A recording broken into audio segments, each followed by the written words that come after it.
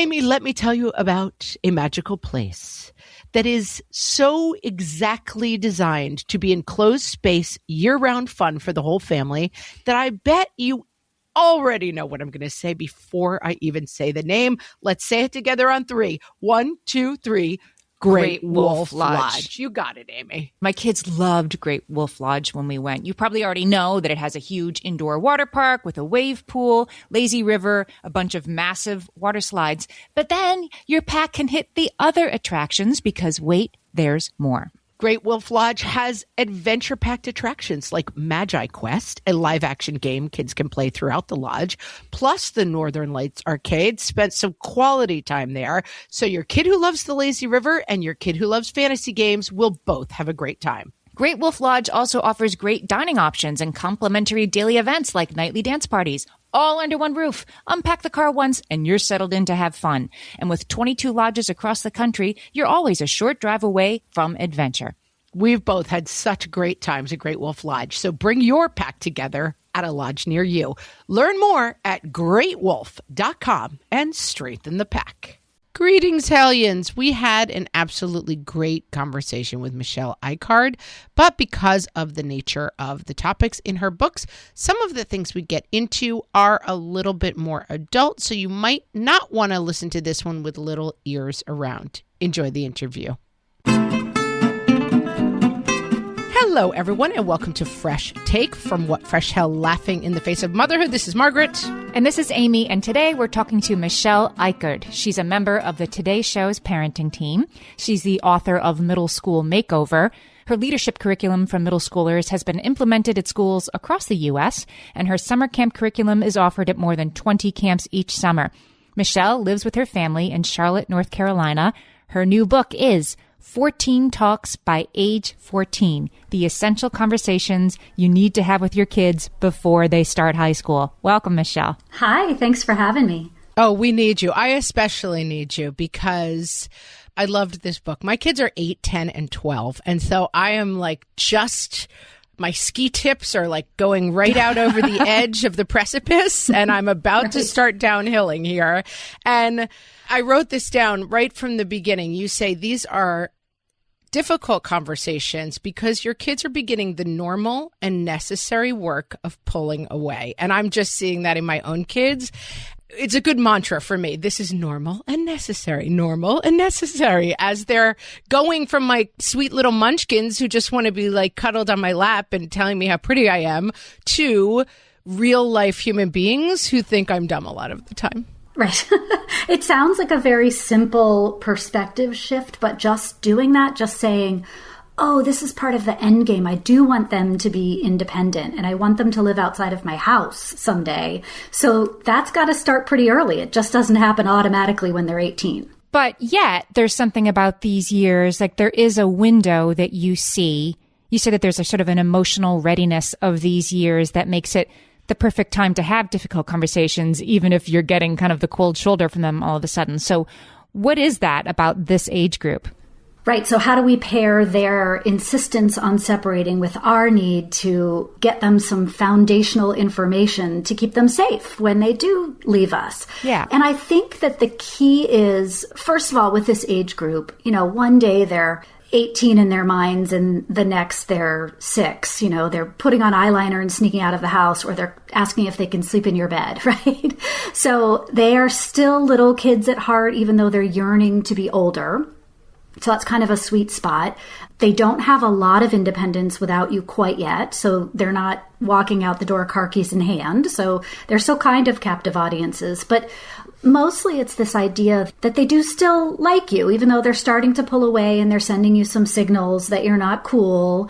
They do still want to hear what you have to say and they're open to advice. So kind of 11 to 14 is really a sweet pocket for communication. Right, because they're still willing to talk to you, but you're all seeing the future together a little bit. You're not, sometimes I feel like with my 8-year-old, some of the stuff is like, wait, what? She's not seeing it yet down her own road.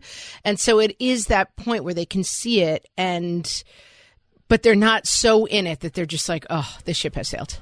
That's exactly right. They're curious about it. They see it and they want to know more.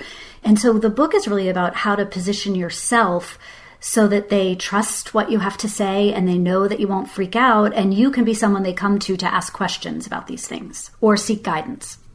Can we start at the beginning, as you do in the book, talking about how to have this conversation? And again, I made a lot of notes while reading this book because, as I said, this is my life right now. But this idea of like how we talk and what some of the pitfalls for us on talking, for myself, I would say parents turn up the volume in a response is something that I'm struggling right now with. Like, perhaps if I scream this constantly in your face, it will be better than if I just try to express it to you.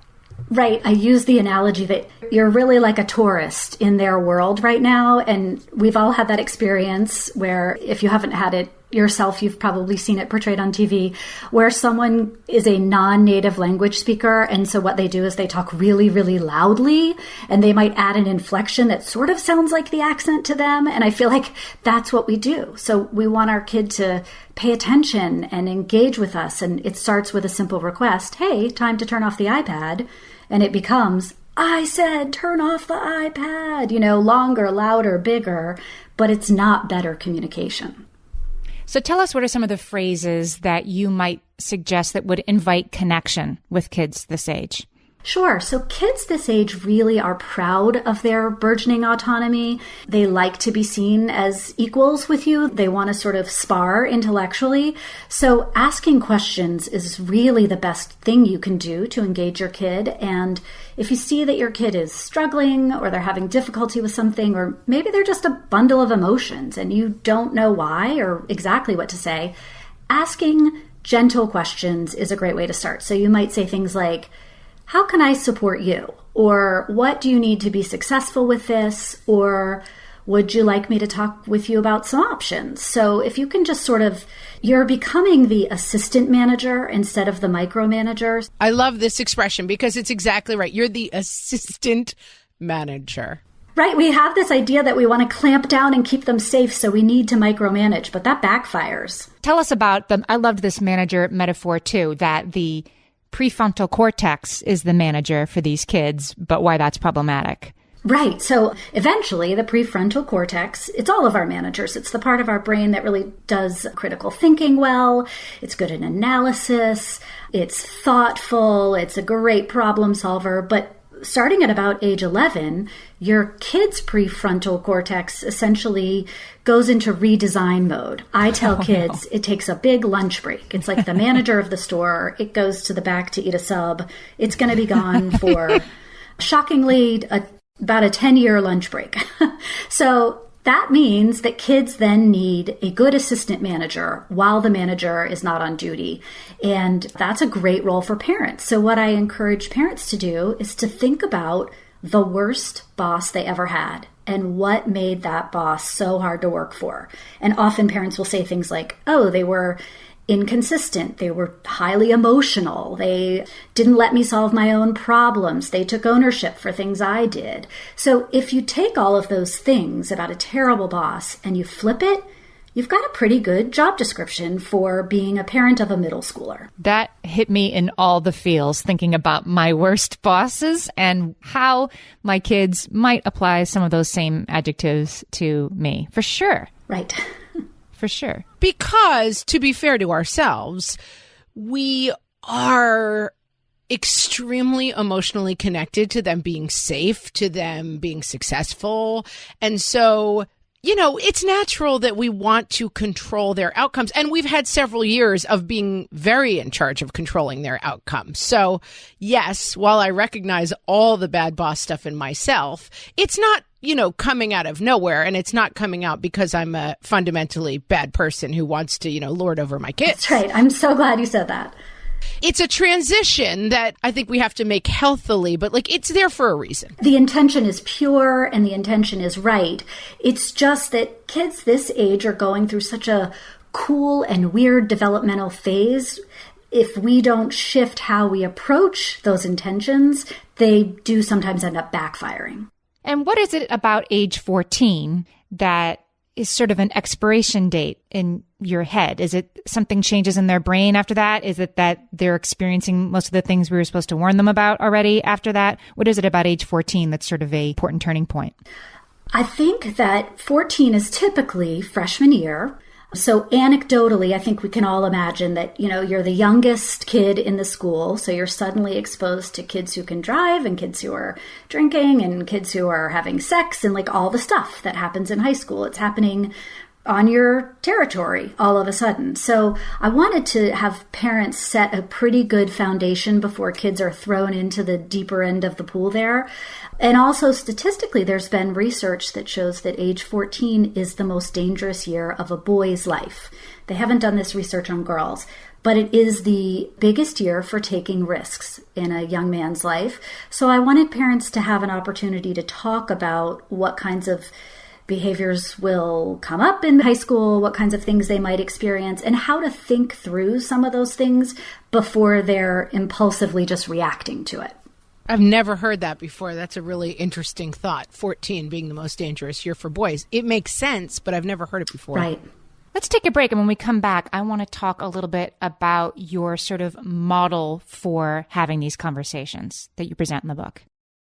For some of us, tax season is one of the only times that we look at our finances fully. And once it's over, well, that was terrible. And it is completely understandable not to want to think about it for another whole year. But using Monarch and being intentional with your finances in an ongoing way helps you see where your money is going and how you can put your refund to best use. We are here to tell you, simplify your finances with Monarch. Monarch is the all-in-one personal finance tool designed to make your life easier.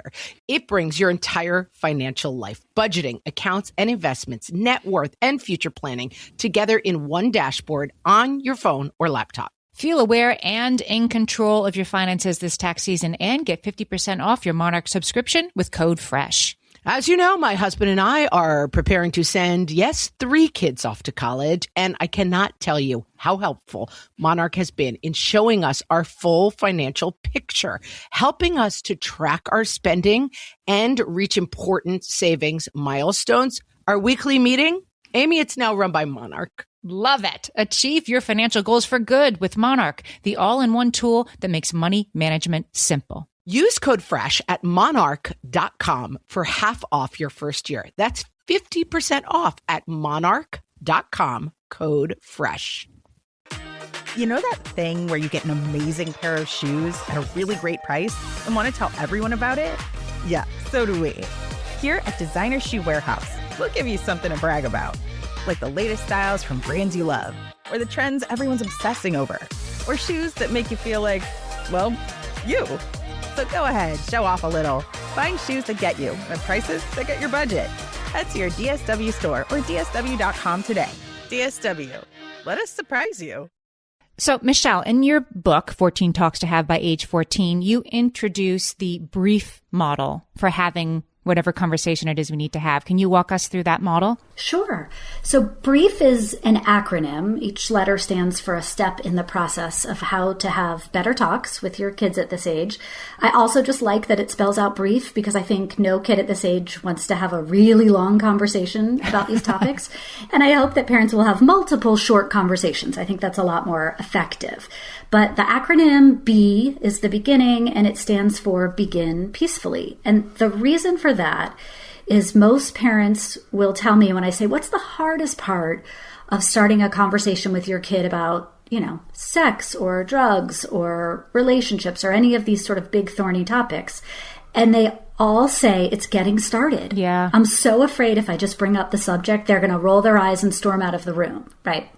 So instead of diving into the deep end, I'm encouraging parents to start really peacefully, begin peacefully. And that can sound like scheduling a time to talk so the kid doesn't feel ambushed. Like, hey, I know grades just came out. Let's touch base on that later. Do you want to do it after dinner or do you want to do it in the morning before school? So giving them some choices there. Or it can be just a casual, gentle curiosity about a subject.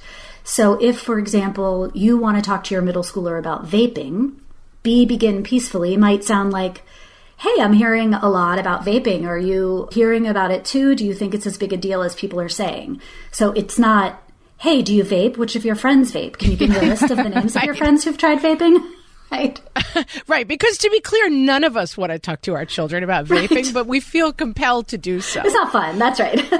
But yes, it's like finding some sort of on-ramp into it makes a big difference. Yes. So then you've begun, and then R is relate. And that can be just a really quick way of showing, hey, we're on the same team here. I'm not out to catch you. You're not in trouble. I'm not suspicious. So relating might sound like, yeah, we just didn't have this when I was your age. I mean, all the commercials were about smoking or not smoking. So just a way to show I'm not going after anything here. I is interview for data. And what I mean by that is this is your chance to ask questions. Again, you don't want to come across like you're trying to catch your kid.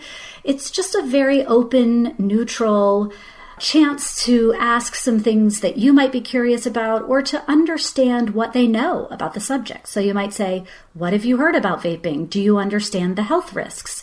Do you think it's happening a lot? Or do you think parents are kind of going overboard on this? So I tell parents, pretend you're a DA on the case and you have absolutely zero interest in the case.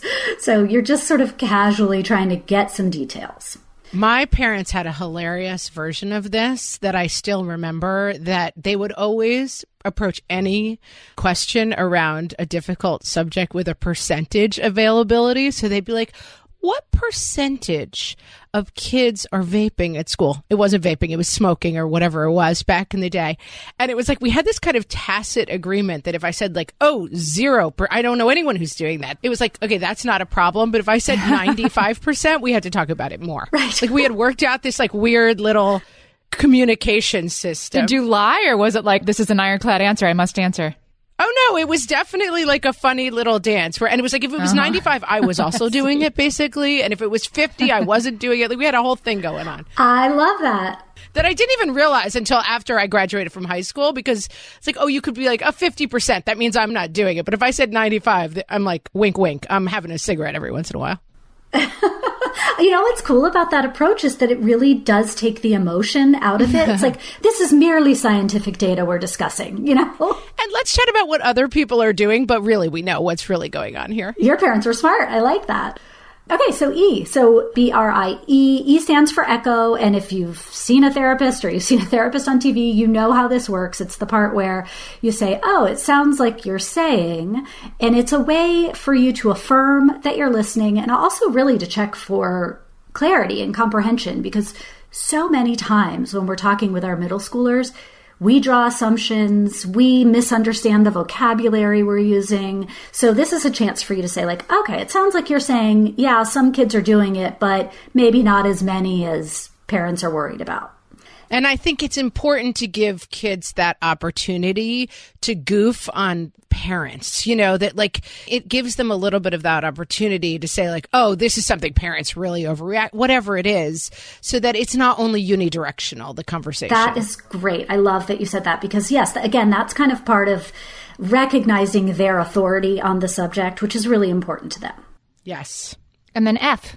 This is F. This is the step that you've been waiting for. This is where you get to get feedback. And this is where most parents begin the conversation. And that's why they've had bad experiences trying to talk with their tweens or teens about these tough topics, because they start with feedback and they really haven't earned the opportunity to give it. I mean, there's the sense of like, well, I earned it by being their parent, but the kid's probably just going to shut down and close off if you begin with, hey, don't ever vape, it's terrible for you. Did you hear me? Was I clear about that? Right? That doesn't work. So F is where you get to give feedback. You've kind of earned their trust. You've shown that you appreciate what they have to say about the subject. So here's where you get to either give some gentle advice, or if you know your kid has a real problem, where you get to put in some expectations and restrictions. But this is the spot where it happens, not at the beginning. And it occurs to me listening to this, like the sort of structure around the conversation is also reassuring to the kid, even if they're like, mom's a little hokey. Like now she's going to ask me if we can make a time to talk about this. But then they know that it has a beginning, middle, and an end. There's probably something reassuring and safe about that makes it more likely to go well. That's right. And the fact that, you keep it short, I hope, also helps. Your kid will begin to expect from these conversations that, like you said, you kind of get in and get out, and that's great. I loved what you said. There's a talk about sexuality. That's one of the chapters in the book. And pornography, of course, is a topic. And, that's like a major one that all of us are like, guess I'm supposed to talk about that, but how the heck am I supposed to bring that up casually in conversation? And you suggest in the book actually saying something like, I know you don't want to talk about this with me, especially, so we're going to keep this really short. Actually taking the bull by the horns of an extremely difficult conversation like that. And I honestly hadn't really considered doing that before. And that, I think, is one example where I say you don't really need to go through all the steps. That is such an awkward conversation for a kid to have that you don't need to interview them. They're going to run away by eye if you do every step on pornography. You're not going to relate. You're going to skip relating on that particular topic. Yeah, that's great advice, yes. But right, sometimes you can be really transparent and your kid will respect you for that. And then there's a way, how do you sort of exit these chats? Like when I have these conversations with my kids, sometimes they do go well and we have a real chat. But when like you hang up on Zoom, but like everybody's still there and there's that awkward, like, get me out of this conversation moment, except with your kid in the same room. How do you sort of suggest that we exit these chats gracefully so that the door stays open, but the hard part's over? You want to get really good at the pivot here at the end. And so have a couple ideas in your back pocket that you can use at any time. And it might sound like, you've given your feedback and then you say, all right, well, good. I'm glad we talked about this. I need to go to Target. Do you want to come? Or is there anything you want me to pick up for you? Or, okay, cool. That's all I wanted to say. If you want to come back and chat about it at any time, I'm wide open. But right now, I'm definitely hitting the couch and watching TV. Do you want to watch a show? So just have a way of like quickly signaling to them, it's not going to stay weird. We are shifting gears right now. And I think another thing you talk about that is a huge part of this, and this is what I find for myself, is that these are ongoing conversations. This is not a one and done conversation. So it saves you from that moment at the end where you're like, do you understand? Never text a naked picture of yourself to anyone. It lives forever. Like you feel this need that you have to scream at them. Like, are we sure we understand why this is really, really bad? We're going to come back to this conversation. So it's okay to go to Target right now because this isn't one and done. Yes, of course, your child really does understand that bad things can happen if they send a nude pic, right? Kids are very good at understanding the consequence of risk. We think they're not, but they really do understand that. What they do differently from adults is they overvalue social reward. So they think, yeah, things could go wrong if I take this dare and I jump off of the garage, right? Because my friends are daring me to do that. Or if I send someone a picture of myself topless, whatever it might be. They know, they've heard the stories, they read the news, they get it. So they get that the risk is dangerous. What they think differently than us is, if it goes well, it will be epic. Like, if I make this jump and I don't break my leg, people will talk about this for years to come. This is so cool. And they really want to be perceived as cool by their peers because they're doing that thing we talked about where they're separating from you. Or worse, if I don't do it, I'll look like a prude. I'll look like a coward. Can't show my face. Yeah. That's exactly right. So they get that. And to your point earlier, which I loved, you can get in and out quickly because you're not trying to convince them that, or to make them understand that this is a bad idea. You just want them to know you are a really safe person to come to should something go wrong, right? You want them to have a good enough understanding, but you also know they're human beings and they're at a phase of life where they're prone to make more mistakes. So hopefully they will come to you and talk to you if something goes badly.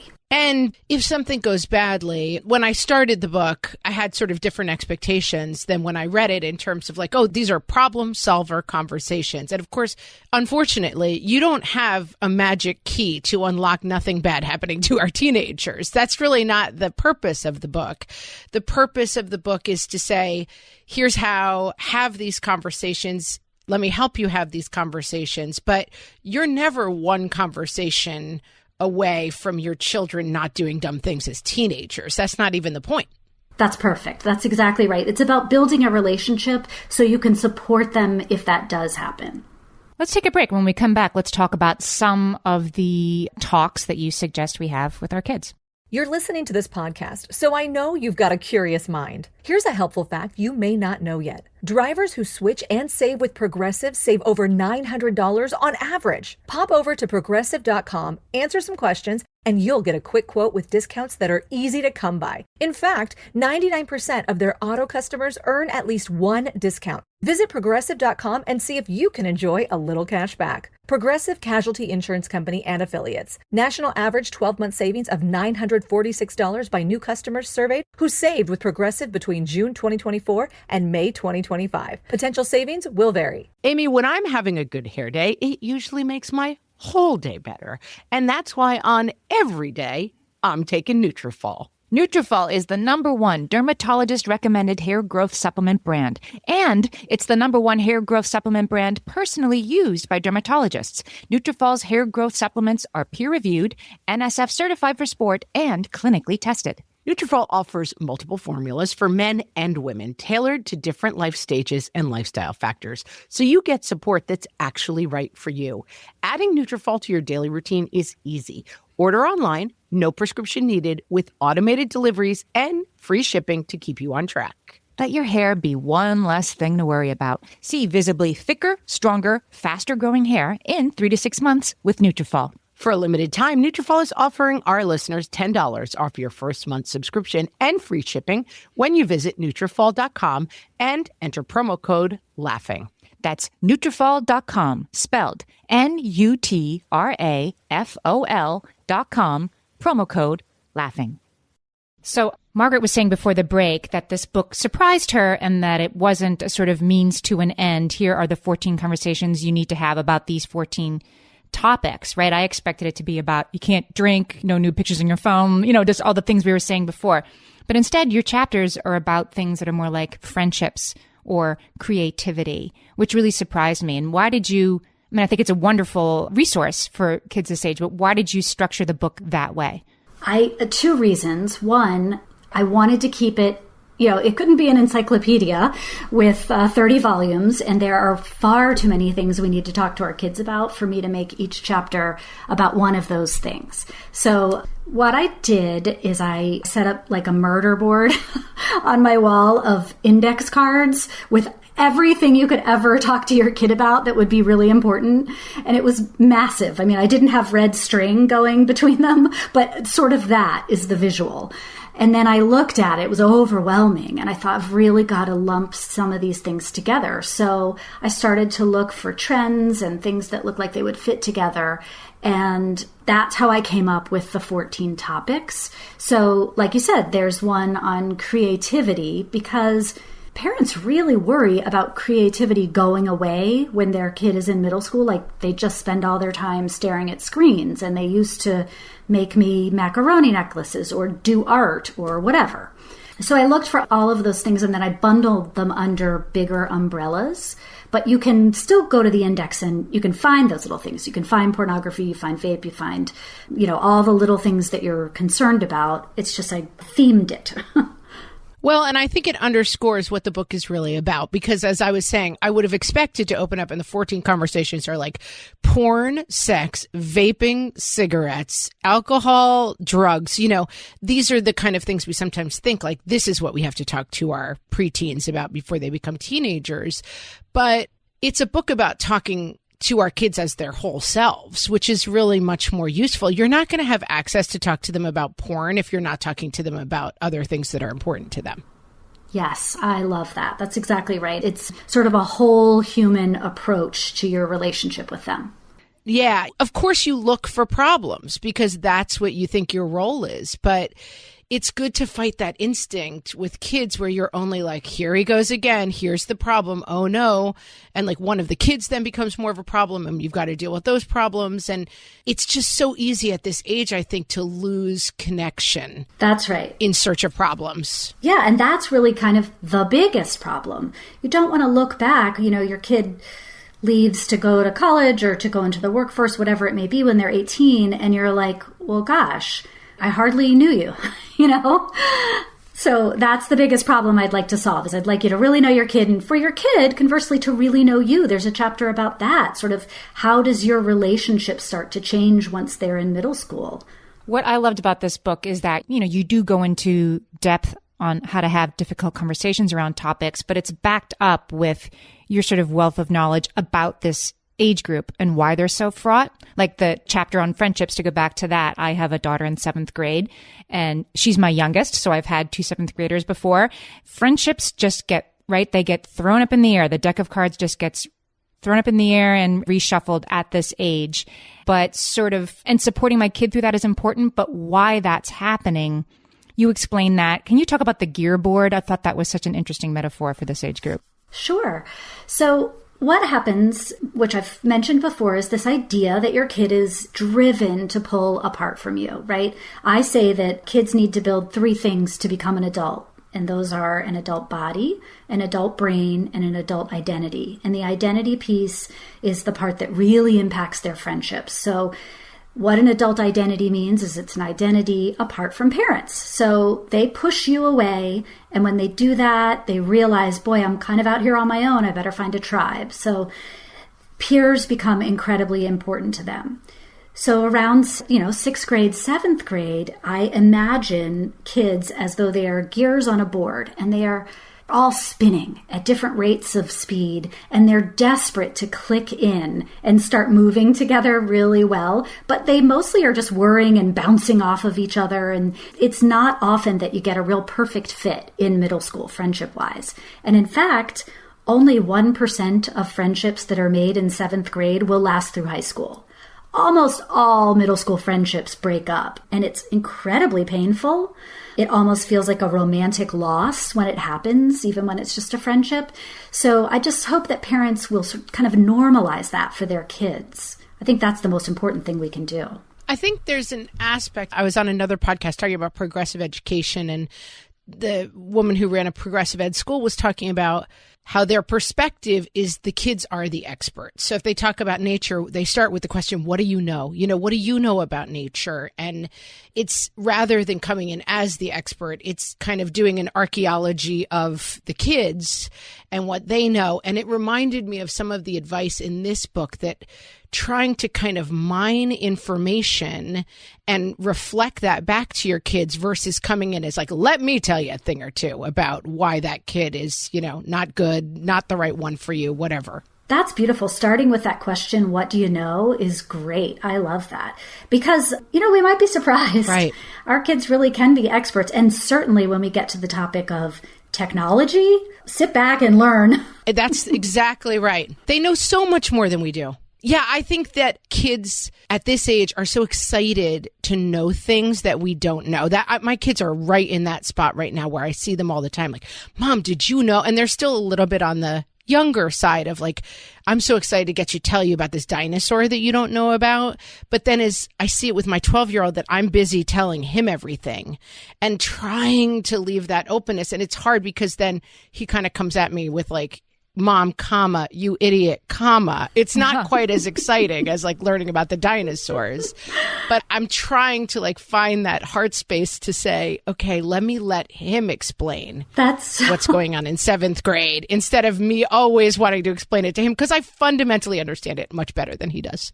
Of course we do. We know the answers. That's why we're so desperate to share it with them. But right. But our kids deserve the same opportunity that we got to earn that experience.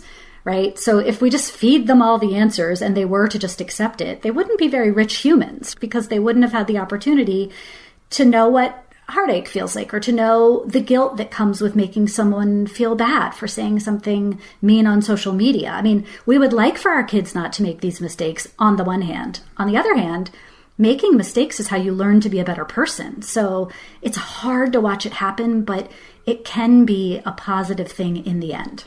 It's really hard. What would you say, Michelle, to a parent who's listening? Maybe her relationship with her tween is kind of already off the rails. There's a lot of resentment, or just like, you don't know anything, Mom.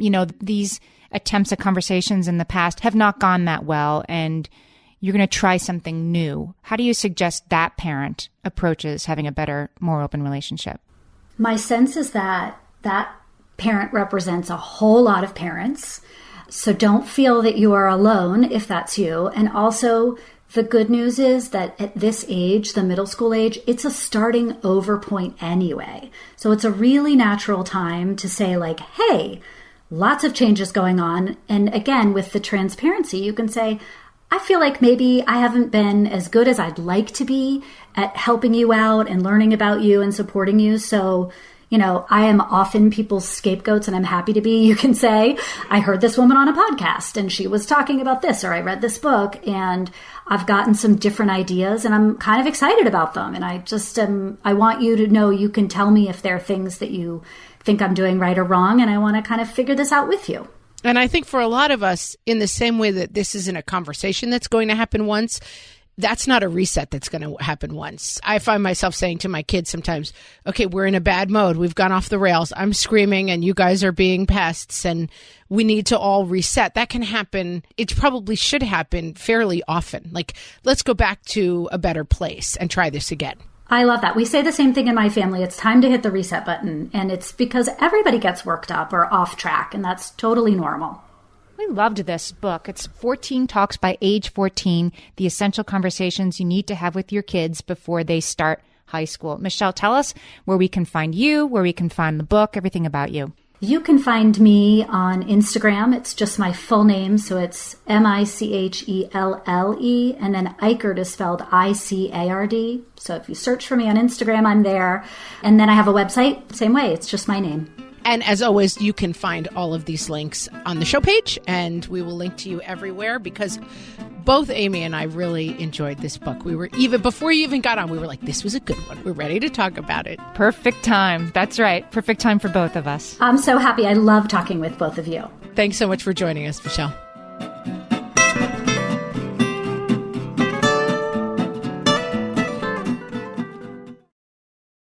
This is a Monday.com ad. The same Monday.com designed for every team. The same Monday.com with built-in AI, scaling your work from day one. The same Monday.com with an easy and intuitive setup. Go to Monday.com and try it for free.